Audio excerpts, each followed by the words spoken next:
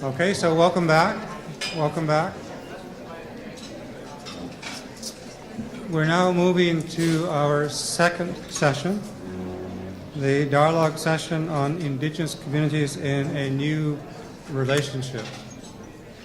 We have three presenters today. Francyne Joe, the President, Native Women's Association of Canada; Erin Corston, the Executive Director of the National Association of Friendship Centres; and Robert Bertrand, the National Chief of the Congress of Aboriginal Peoples.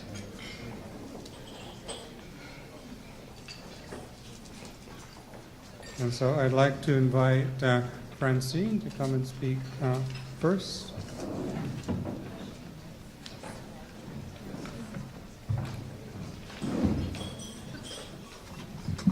Thank you, David.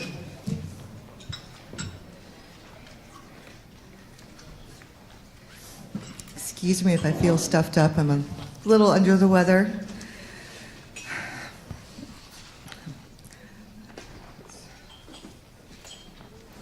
White, good morning. I'm Francyne Joe, Interim President of the Native Women's Association of Canada. Thank you for the opportunity to speak with you today. First, I'd like to acknowledge that we are meeting on the traditional lands of the Anishinaabe people of Treaty 1 and the homeland of the Métis Nation. I would also like to thank the organizers for bringing us together to discuss a new relationship between the Canadian Indigenous women and the federal government for the future. When I look around the room, I see many leaders. I want to acknowledge each of you for the important work that you do on behalf of the Indigenous people. My comments will be framed based on the NWAC's responsibility to represent the issues of priority to Indigenous women in Canada today, and which we have been doing so since 1974. A fundamental premise of our work is that the civil, political, cultural, social, and economic rights of Indigenous peoples cannot be realized without identifying the needs, responding to the injustices, and ensuring full engagement of Indigenous women. The time to act is now has been the rallying cry since the inception of the Royal Commission on Aboriginal Peoples in 1991. For Indigenous women, the time to act has been embedded in our roles as mothers, grandmothers, and aunties. In 2014, MP Romeo Saganash, when calling for an inquiry, described Indigenous women in our roles as, in many Indigenous cultures and societies, we are taught to honor women as life givers, as knowledge keepers, as storytellers, as medicine women, as word carriers, as community members, and human beings. And colonialism has impacted negatively on these values.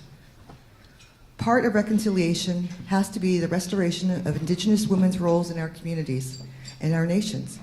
Reconciliation also has to be about addressing the issues that prevent Indigenous women from taking up our roles and responsibilities. A key challenge for Indigenous women is that we are exposed to a level of racialized violence and lack of safety that is unprecedented in our country. The RCAP 2015 report named over 1,000 Indigenous women and girls who were murdered and missing. Since 2015, we know of 16 more Indigenous women and girls that are missing or murdered and have been documented by the media. Many of these girls represented in those numbers were part of the child welfare system. Trust is the fundamental premise of our original relationship as Indigenous people and is key to reconciliation relationships. Trust will never be achieved until violence against Indigenous women and girls is eradicated within our communities and beyond. As RCAP clearly stated 20 years ago, in order for this fundamental covenant relationship to be restored, before Aboriginal and non-Aboriginal people can get on with the work of reconciliation, a great cleansing of the wounds of the past must take place. Part of that cleansing is the embedded gender discrimination that is part of colonization. 20 years after RCAP, not all the wounds have been cleansed. Indigenous women are still dealing with gender-based inequities in health and most underlying systemic issues. A key challenge for Indigenous women is a direct attacks on our ability to engage as Canadian citizens, as Indigenous women with specific human and inherent rights, as noted under the UNDRIP. And these attacks do not come only from our government, but from our own community and leaders. When the Canadian government adopted the UNDRIP, It affirmed that Indigenous women have the right to lead and centrally participate in the decision-making processes that impact our lives, as outlined in Article 18 of the UNDRIP. It states, Indigenous peoples have the right to participate in decision-making in matters which would affect their rights through representatives chosen by themselves in accordance with their own procedures, as well as to maintain and develop their own Indigenous decision-making institutions.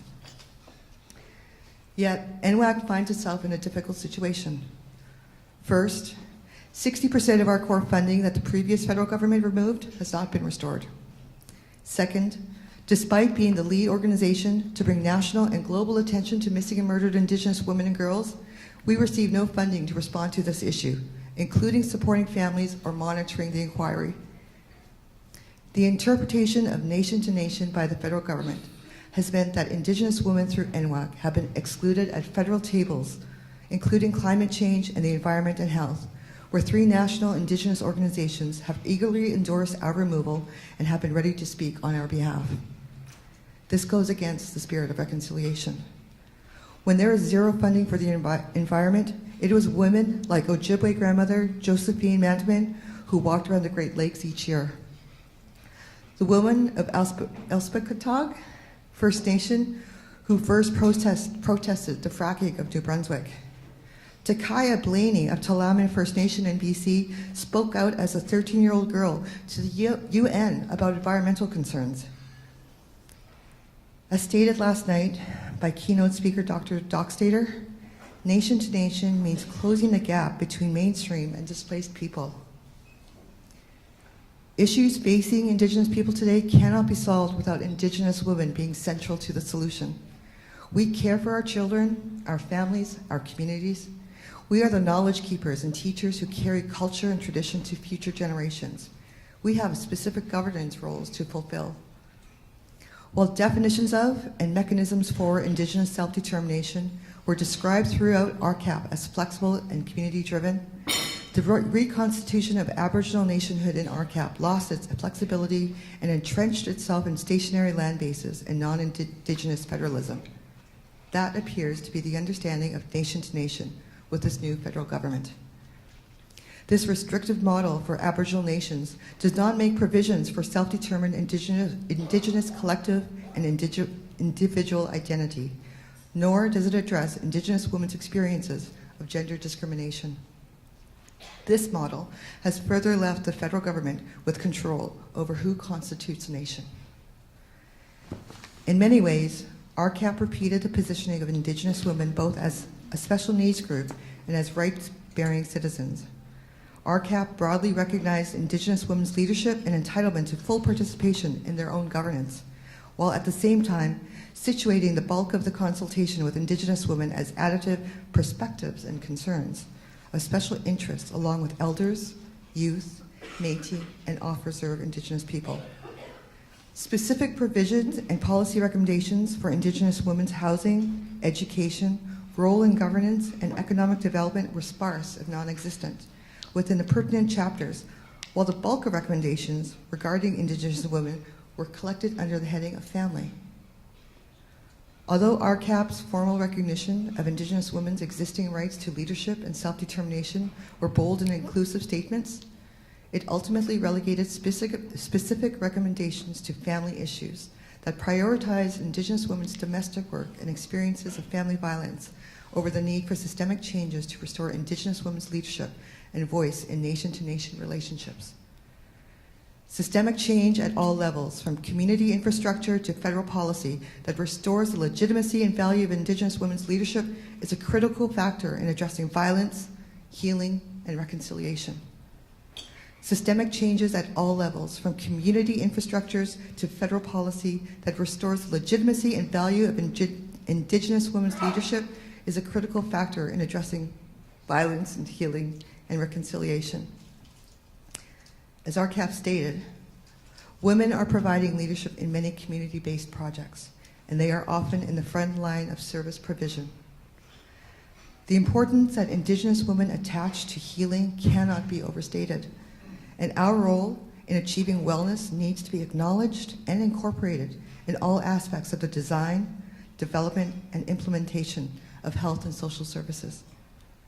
Lastly, we cannot achieve a shared future where reconciliation and restoration is possible without ending violence against Indigenous women, from systemic to interpersonal facets. A nation cannot exist without the hearts of women. Nation-to-nation relations cannot be reconciled until Indigenous women are restored to their positions as decision makers for the life and well-being of our communities. In summary, as Indigenous women, we carry a sacred inheritance. What we carry and how we fulfill those responsibilities must be based on our own self-determined principled accountability. But not all the wounds have healed. Until we end the ongoing violence towards Indigenous women, we will continue to carry the wounds that prevent us from reconciling the fundamental premise of our original covenants. Trust must be actively demonstrated in all our endeavors. We are committed to a vision for a future where reconciliation and restoration becomes reality, and that includes Indigenous women in Canada. We know that nation-to-nation relations cannot be reconciled until Indigenous women are fully restored for their place as decision makers in that life and for the well-being of our communities. Thank you, and Corston.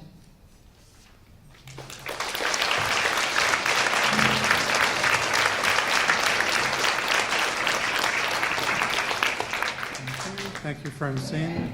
I now ask Erin Corston, Executive Director of the National Association of Friendship Centers, to speak. I'll start.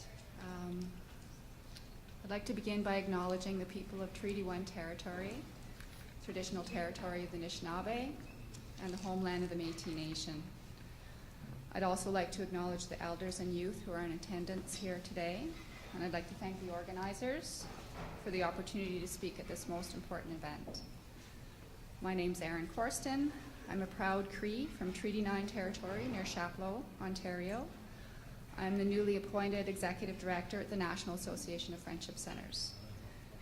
This is actually my third week on the job, so I'm both privileged and humbled to be here today to speak on behalf of the Friendship Center movement.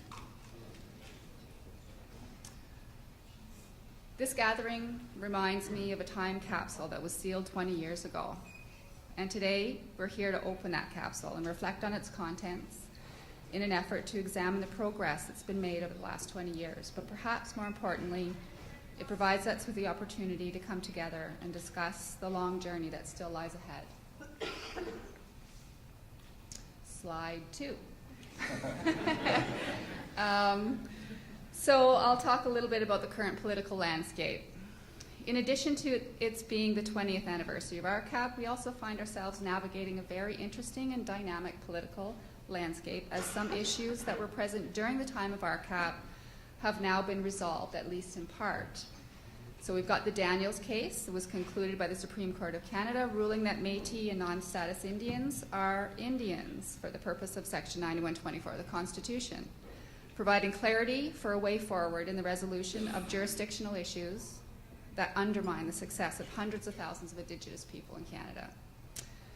We've got the Truth and Reconciliation Commission, who concluded the resulting 94 calls to action that encourage all Canadians to work together to achieve a better Canada for all of us. There we go.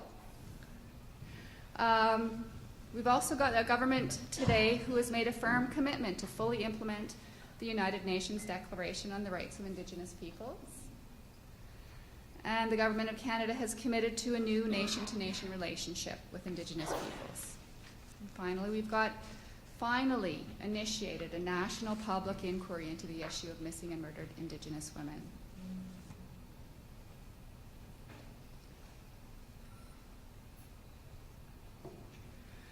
Before diving into my presentation about the Friendship Center movement, I'd like to first provide you an overview of the urban Indigenous population. In 1996, there was 799,000 people in Canada who identified as Aboriginal. 49% of those people reported that they lived in an urban centre. In 2011, 1,400,000 people identified as Aboriginal in Canada, and 56% of them indicated that they lived in an urban centre. This signifies a twofold increase in the Indigenous population in Canada over the last 15 years. This is huge.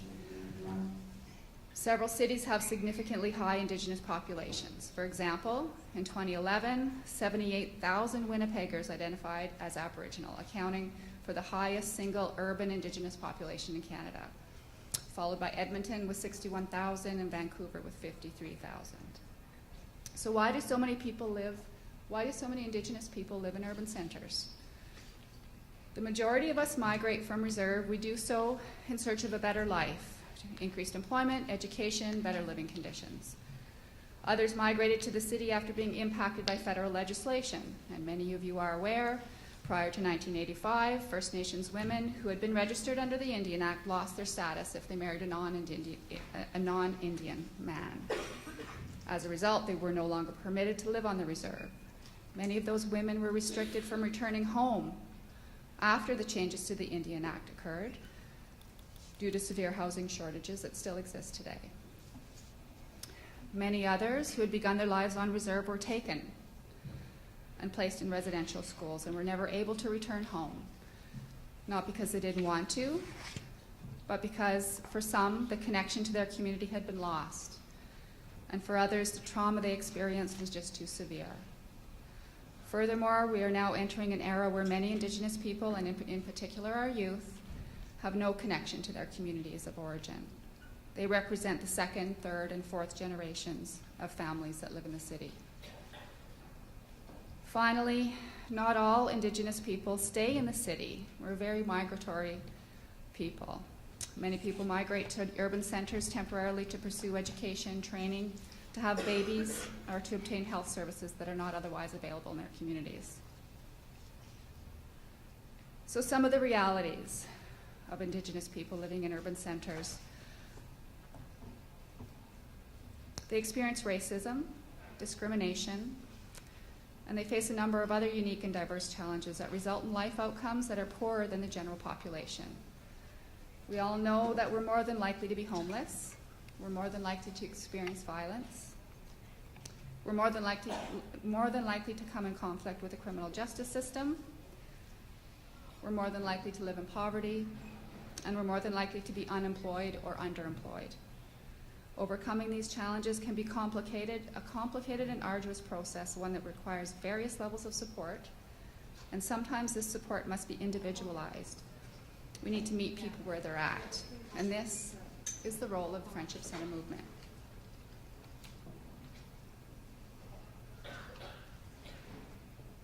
So a little bit of history for you. The Friendship Centres emerged in the 1950s when Indigenous people living in the city saw a need for a place for their friends and relatives who were making their way to the city to have somewhere to go, to get some support in navigating mainstream systems and adjusting to their new surroundings. These first centres didn't offer much in the way of formal services, but rather they helped to form a sense of community and belonging that was vital to the successful transition of individuals and families who had made their way to the city.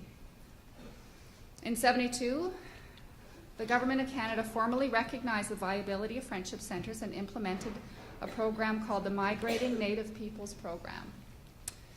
In 1976, they conducted an evaluation of the program and which revealed the vital role that friendship centres played in communities they served and the wide base of community support they had established. In 1983, the NAFC successfully negotiated the evolution of the MNPP to an enriched Native Centre program, Native Friendship Centre program. The program had a 5-year mandate, and it formally recognized friendship centres as a legitimate urban institution that responded to the needs of Indigenous people. In 1988, that program was renamed the Aboriginal Friendship Centre Program, and it secured permanent funding, which is significant. The Friendship Centre movement has grown into Canada's most significant urban Indigenous service delivery infrastructure, with 118 friendship centres from coast to coast to coast. Friendship centres are the primary providers of culturally enhanced programs and services to Indigenous people living in urban centres. In 2015, Friendship Centres saw over 2.3 million client contacts. and they provided over 1,800 different programs and services in the areas of health, housing, education, sports, language, justice, employment, economic development, and cultural and community wellness. But supporting the socioeconomic development of Indigenous communities has become the cornerstone of the Friendship Centre movement. The movement has long understood that socioeconomic development requires a unique and diverse approach that includes the development of a strong foundation grounded in emotional, mental, spiritual, and physical well-being of our families and communities. Programs and services need to be holistic and comprehensive in that they provide a wraparound approach that includes all members of the community.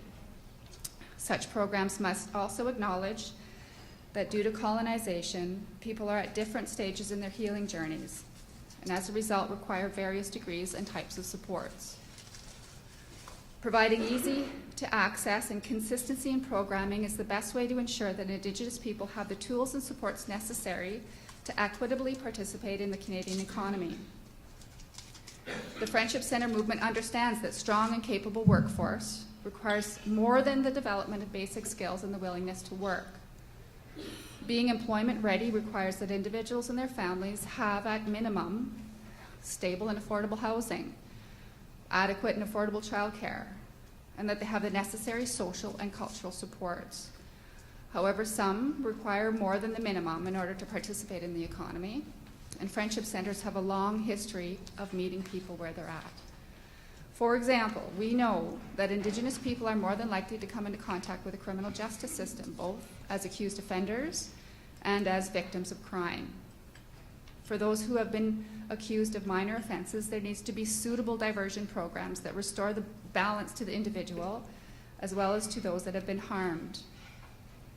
This is best served through community justice models, such as where the offender is given various levels of support, either at the pre- or post-charge phase of their involvement with the justice system. This support may be as simple as ensuring that the accused has adequate food for their family so that they don't have to shoplift, or may require the development of a more extensive plan that includes supports necessary to heal from addictions and trauma and reconnect with their Indigenous culture and reintegrate them back into their communities. It's important to remember that for high needs individuals, the pathway into the economy might be a long and challenging process that requires more than just programs and services aimed at healing and finding suitable employment. It also means providing individuals and their families with the opportunity to belong to a community. After all, having a sense of belonging to a community and the benefits and responsibility that come with that contribute to resilience. This also applies to those who have been victims of crime, especially those who have been victims of violent crime. They too have very unique and diverse needs that are best served through the culturally appropriate wraparound service approach that the Friendship Centre movement offers. Over the last decade or so, there has been an increased awareness of the violence that our women and girls face, and how such issues such as poverty and the experience of past trauma can contribute to their increased vulnerability. These women who have faced domestic abuse require a broad range of services that are intended to help them along their healing journey, but also services to ensure their immediate safety. They also need necessary support so that they can rebuild a life free from violence in a way that does not exacerbate their vulnerabilities. This requires that they have adequate financial resources, but it also requires that they have a strong community support and easy and immediate access to both short-term services, such as access to emergency shelters, and long-term services, such as access to affordable housing and childcare, so that they can seek an education or training, if needed, in order to re-enter the workforce.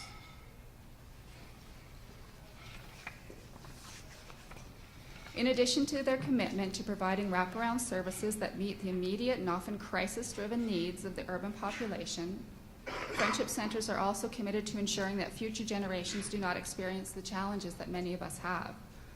To this end, friendship centres offer programs aimed at ensuring that the best possible start in life for our youngest community members are committed to ensuring that our young people have the opportunities to be successful adults. Many of over the 300 programs target young people, support their need to reconnect with their identities, cultures, and traditions. And many, such as those offered through the UAS, the Urban Aboriginal Strategies, support their ability to become employment ready. Because we all know that increasing numbers of Canada's baby boomers retire from the workforce, Canada will require a young and healthy and skilled workforce to ensure a sustained and growing economy. Given that the urban Indigenous population represents the youngest and the fastest growing population in Canada, it's imperative that we support and nurture education and skills development to meet current and future workforce demands.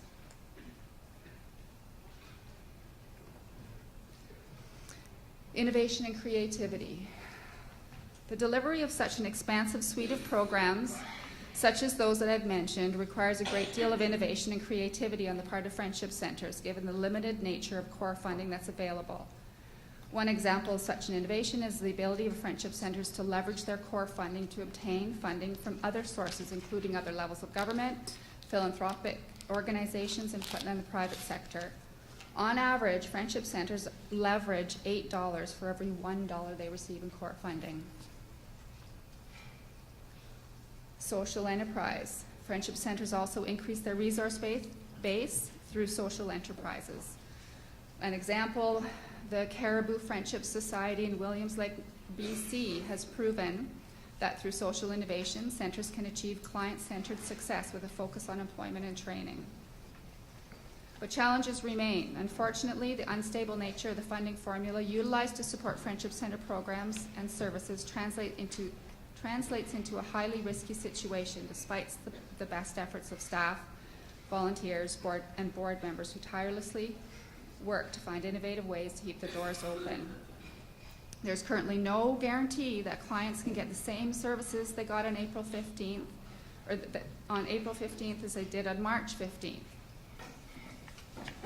RCAP recommended that the federal, provincial, and territorial governments ensure that existing and new Aboriginal service institutions have a stable and secure funding base. And while the recommendation has to some extent been addressed, service providers, including friendship centres, still face challenges related to funding. Funding for the Friendship Centre movement is currently allocated through 5-year contribution agreements. However, the multi-year stability of funding does not translate to friendship centres, who are still required to apply on an annual basis. So this basically means that users are not guaranteed a continuity of services. Again, people need to know that they can get the same services on April 15th as they did on March 15th. For some, this is critical. Consider for a moment a young person who participates in an after-school homework club as part of a youth program, or attends a youth program so that he can have access to a computer and the internet outside of school. If the youth program shut down even temporarily while new funding is being negotiated, or shut down completely because the centre was not funded that year, that youth loses that support and will either have to find it elsewhere or may have to forego the support altogether. It's important to note that core funding for friendship centres has not increased in more than 20 years, even though we have seen the urban Indigenous population double in that time. Also, much of the work that has been done by friendship centres does not fall within the scope of our funded programs, even though it is very necessary work that often requires expertise that those from within the friendship centre are best suited to provide. As an example, friendship centres are often called upon by outside organizations, governments, institutions such as schools to provide guidance in building an inclusive and culturally safe mainstream environment. This includes the provision of cultural safety training, providing input into program and policy development, and the provision of services aimed at ensuring that cultural protocols are followed at key community events.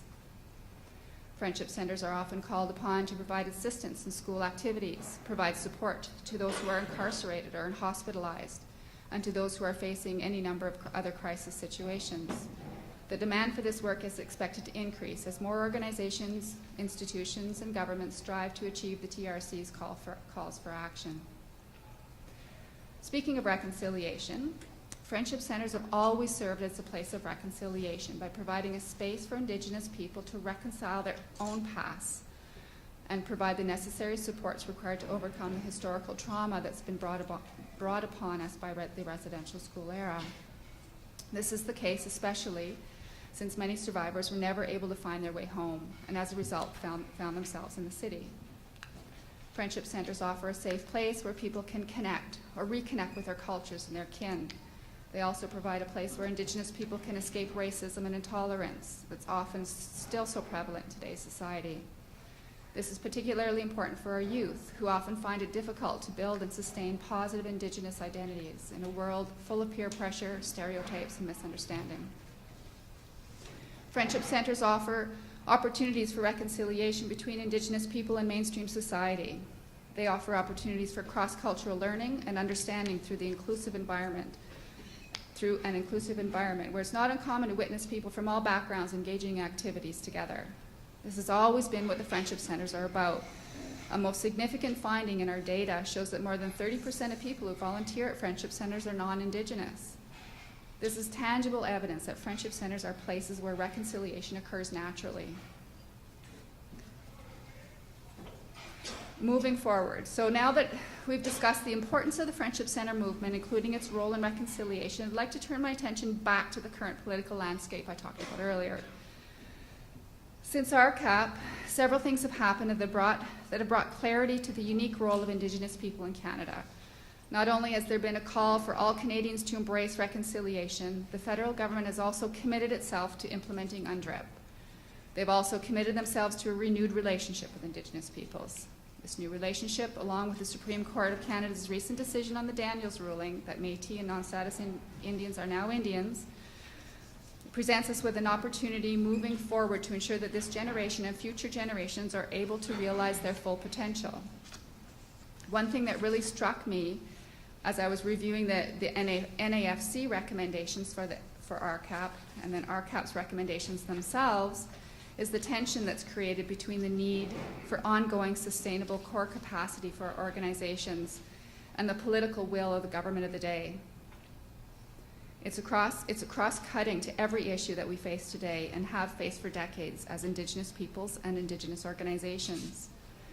Indigenous people often remain on the sidelines or as second thoughts in everything, and I would argue that the urban Indigenous people are often not even thought of at all. After all, we live in the city. We're on the cusp of becoming fully assimilated. Recently, I read an article about how the mapping of cities and the covering of land in concrete has resulted in the eradication of Indigenous lands. This may be the intention, but Friendship Centers are and always have been a beacon of resistance against this. Friendship Centers have grown out of the need for Indigenous people to gather, to reconnect, to revitalize their identities and cultures, often hundreds of miles away from their traditional territories.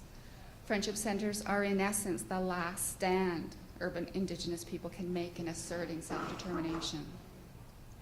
I don't think that it's too political to be self-determined in a very pragmatic and respectful way. I know that self-determination has negative connotations for some, and it sounds too political, but I think that self-determination is really what we need and what we're asking for.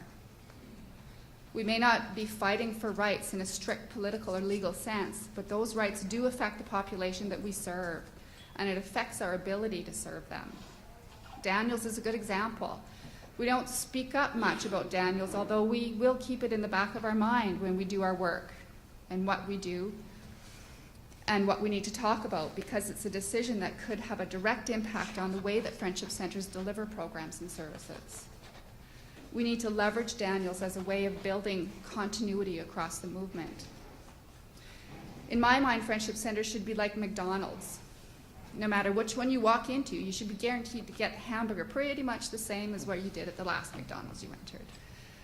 Sure, there are variations with different things on the menu, but the taste might vary depending on where in the world you are. But for the most part, the foundational menu remains the same. Daniels can help us get to that place, or at least make our point about why we need to get to that place. And while it is political, and it'll require a lot of work, it won't be easy in a new nation-to-national landscape, it is necessary. I think that the case with a lot of these issues, that's the case with a lot of the issues we face. The movement, we're not a political organization, so we often remain silent and we work to find a non-political way of participating in that discussion.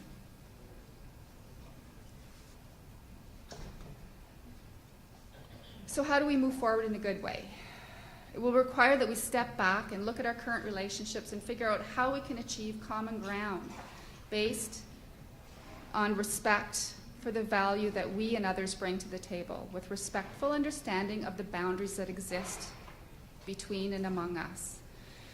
This may sound a little off topic for today's discussion, but it isn't. Because until we can stimulate political will and exercise self-determination as Indigenous peoples living in urban settings, we will never be able to accomplish our goals in a way that results in meaningful change.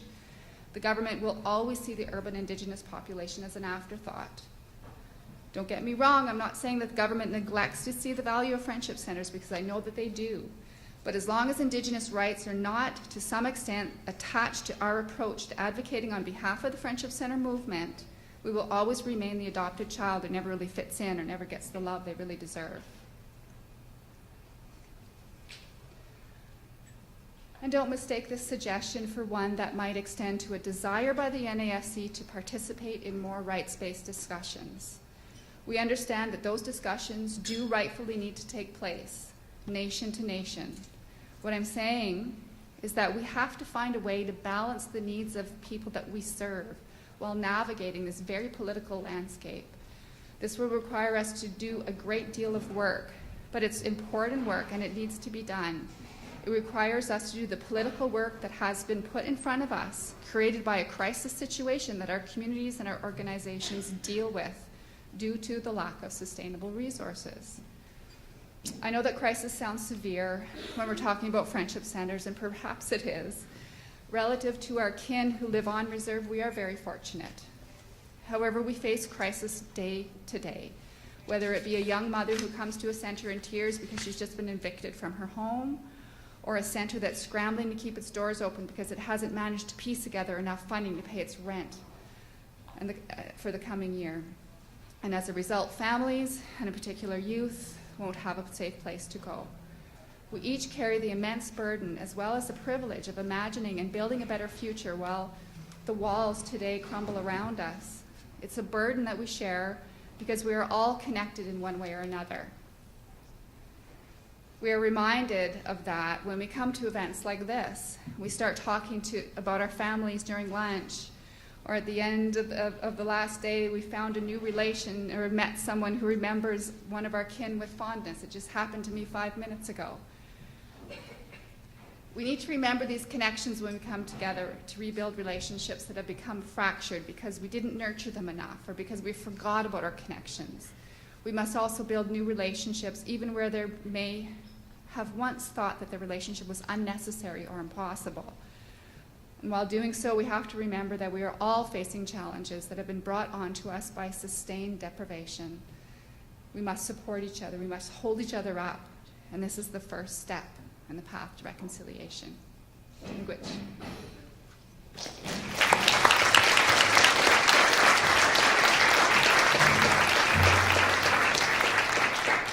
Okay, thank you very much. I now invite Robert Bertrand, National Chief, Congress of Aboriginal Peoples, to speak. Dear leaders, elders, representatives, fellow panelists, and guests, my name is Robert Bertrand, and I'm the National Chief of the Congress of Aboriginal Peoples, RCAP. J'aimerais reconnaître le territoire du traité numéro 1 et de la nation métisse représentée par la Fédération des Métis du Manitoba, pour lequel nous sommes tous actuellement privilégiés de nous rencontrer ici ce matin. I would like also to thank Marlene Castellano and Frederick Wien of the RCAP Oversight Committee for reaching out to our organization and inviting us to speak to you today on CAP's perspective on the 20th anniversary of the Royal Commission on Aboriginal Peoples. I would also like to acknowledge Mr. Ernie Blais, the president of CAP's provincial affiliate here in Manitoba, the Indigenous Peoples Alliance of Manitoba, for attending the forum with me today. The Congress of Aboriginal People, or CAP, is one of the 5 national Aboriginal representative organizations recognized by the Government of Canada. Founded in 1971 as the Native Council of Canada, the organization was originally established to represent the interests of Métis and non-status Indians. Reorganized and renamed in 1993, CAP has extended its constituency to include off-reserve status and non-status Indians, Métis and Southern Inuit people, and serves as the national voice for its provincial and territorial affiliates organizations.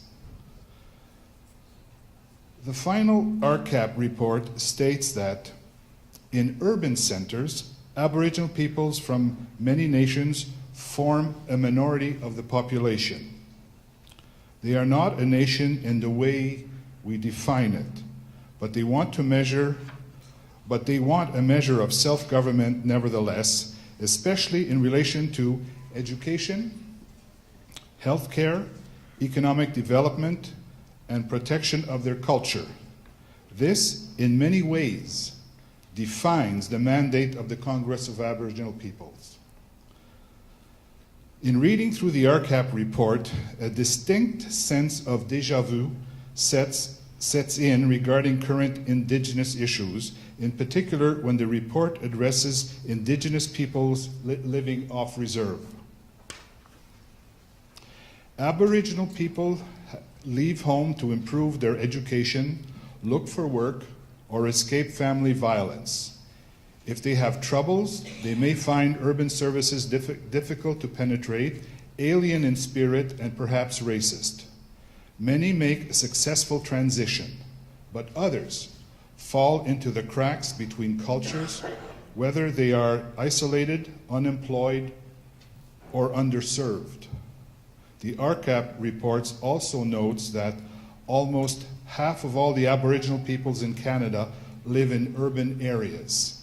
Many Canadians will find these facts surprising, and governments certainly appear to have given them little thought in policy and program decisions. Whereas the report cites that in 1996, half of the Indigenous people live off reserve, today's statistics estimate that's over 70% do so. The Royal Commission on Aboriginal People was a necessary journey into the very heart of the relationship between Indigenous people, the Government of Canada, and the culture of the nation as a whole. Lasting 4 years, from 1992 to 1996, and culminating in a final report of 4,000 pages with an astounding 440 recommendations, RCAP not only opened the door on the fractured state of the Indigenous people's relationship with the government, it also became a benchmark that provided Indigenous organizations with a foundation from which they could build their own mandates and visions in regard to reconciliation, advocacy, and government engagement. En nous penchant sur le CRPA plus tard, il serait facile de s'attarder au nombre de recommandations qui sont restées lettres mortes.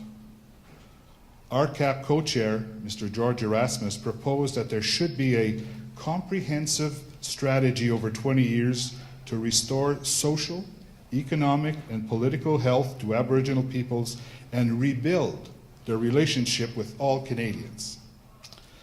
A sense of irony cannot be lost when we hear this and stop to ask ourselves, has it been 20 years already? The complete restoration of social, economic, and political health to Indigenous peoples is still an ongoing daily issue. Our people are recorded as being represented as the worst in every social economic indicator according to StatsCan. The poorest, the unhealthiest, the most unemployed and underemployed, the highest incarceration rates, highest family and domestic violence, and the list goes on and on. In addition, the fundamental right for self-governance amongst our Indigenous people still needs to be addressed as a whole government approach so that all sectors are addressed in negotiated agreements. As the RCAP report states, the right to self-government cannot be taken away, it cannot be given, it exists. It is inherent. It is already recognized and confirmed by Section 35 of the Constitution. While it remains a well-worn cliché, we can either look at the current situation of Indigenous people in Canada as a glass being either half empty or half full. The theme of this RCAP anniversary is sharing the land, sharing a future, realizing the promise, facing the challenge of reconciliation. Two words from this theme stands out to me as ones that are inextricably represents the seeds that RCAP has continued to sow over the last 20 years. Future and reconciliation. There have been a number of important steps towards a mutually beneficial reconciliation between Indigenous peoples and government that works towards repairing the fractured fabric of our people caused by the devastating ripple effect of the residential school system. First and foremost, the 94 calls to action, as recommended by the Truth and Reconciliation Commission of Canada, TRC, Senator Murray Sinclair, speaking in his previous role as the chair of TRC, stated that reconciliation is not an Aboriginal problem. It is a Canadian one. Reconciliation requires that a new vision, based on a commitment to mutual respect, be developed. The TRC's call to action places the lens of responsibility and stewardship on each and every one of us to take up our own initiative, whether it is on a national level or in a classroom in an elementary school in Gloucester, Ontario. Le travail entrepris par le CVR poursuit l'héritage du CRPA et rappelle à tous les Canadiens que les défis de la réconciliation que nous voulons relever devraient être très bien accueillis. The Missing and Murdered Indigenous Women and Girls inquiry has long been overdue. There is perhaps no other issue facing Indigenous people that encapsulates the damage inflicted upon them by the residential school system, the 60s scoop, and systematic racism. I wish the National Inquiry Commissioners the very best in their 2-year endeavor to tackle this vicious cycle. CAP supports you completely. The United Nations Declaration on the Rights of Indigenous People is another effective tool for governments to exercise their obligation to engage and consult with Indigenous organizations. As I have stated before, CAP represents the needs of off-reserve status and non-status Indians, Métis, and Southern Inuit people. The challenge of reconciliation and the realization of promise took further shape for our people earlier this year when CAP won a historic victory with the Supreme Court decision of Canada. 17 years ago, our former leader, the late Harry Daniels, along with CAP, went to court to force the federal government to acknowledge that Métis and non-status Indians are indeed Indians under Section 9124 of the Constitution, and that government have a fiduciary responsibility to them. The Congress launched this case, paid for it every step of the way, and pushed it through every level of the court process, and I'm very pleased to state that on April 14th, 2016, we finally won. It took the Daniels case decision accorded by the Supreme Court to end the judicial limbo of Métis and non-status Indians stuck in the passing of the buck between the provinces and the federal government as to who should we deal with and who has the fiduciary responsibility. The decision has enormous practical utility for our people. I have given you a brief overview of the Daniels case because the road to reconciliation with the Indigenous people whom I advocate for on behalf of could not happen without the federal government until this main barrier was addressed. We have gathered here this morning to discuss Indigenous communities in a new relationship. There is a wide facet of such communities located across the country in urban, rural, and remote areas, all with their own differences and similarities. Between each of them, however, lies a fundamental commonality. These communities represent in their own way a home. While it would not be possible to discuss each of the recommendations proposed by RCAP today, there is one issue that the Congress of Aboriginal People has continued to strongly advocate for, and one that I feel is a necessary stepping stone for all Indigenous people to be able to be accommodated, a basic human right that should be accorded to every person in Canada: housing. We cannot enjoy a good quality of life and contribute to society without having a safe place to lay our heads at night and to raise our families. A home should be a place of welcome and stability.